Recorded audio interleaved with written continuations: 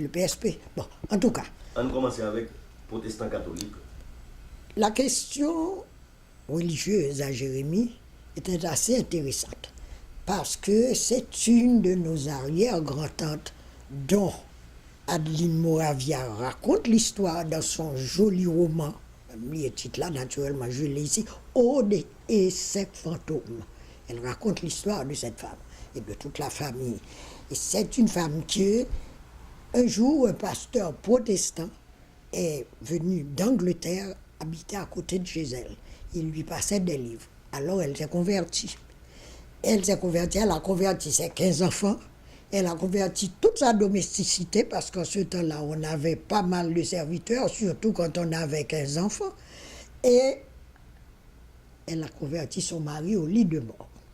Alors ça a créé une division. Par exemple, la branche de ma famille qui était très catholique, les Ré, ils se sont brouillés et avec cette partie-là. Bon, on s'est réconciliés après, mais les liens ont repris surtout au cours de la vie de mon père, parce que mon père était un esprit, bon, lecteur d'Anatole France et compagnie.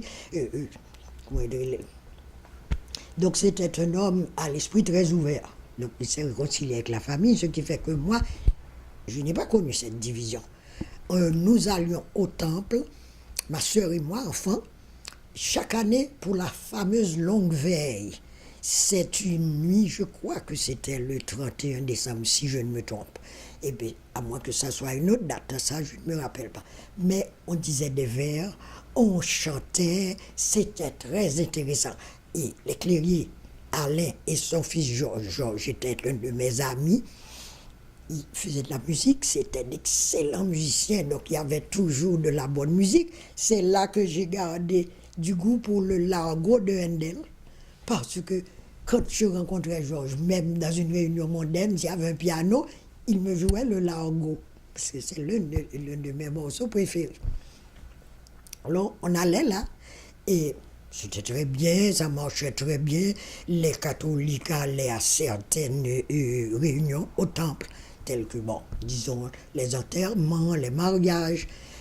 Quand un beau jour, le père Fouquet, un breton, assez ignorant, que j'ai très bien connu, prétentieux, qui était un fanatique, a décidé qu'il ne fallait pas fréquenter les hérétiques. Donc, si on allait au temple, même pour une occasion comme mariage, baptême ou autre, on était excommunié. Alors là, les choses se sont brouillées. Donc, il y a eu rivalité entre catholiques et protestants, ce qui n'existait pas avant. C'est le père Fouquet qui a mis le feu aux poudres.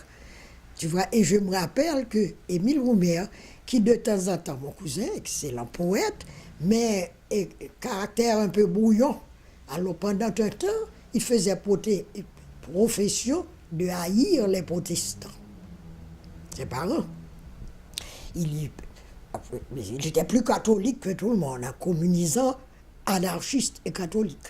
Alors, un jour, il est venu me dire que, qu'est-ce qu'il m'a raconté? Une affaire. Il était en train de dire un tas de choses sur les protestants. J'étais une jeune fille, alors je lui ai répondu qu'à mon sens, le monothéisme était supérieur, donc que les protestants valaient mieux que les catholiques. Alors, il a été furieux. Mais seulement, comme les Roumains me gâtaient beaucoup, ils me passaient toujours, je leur sortais toujours des énormités. Bon, maintenant, on passe, son boulot de l'heure, on va passer l'autre segment. Vincent et après l'ESCO. À propos d'heure, ils n'ont pas voulu déjeuner avec nous. Nous, elle t'a passé, nous, il a nous faut manger, nous pas de manger.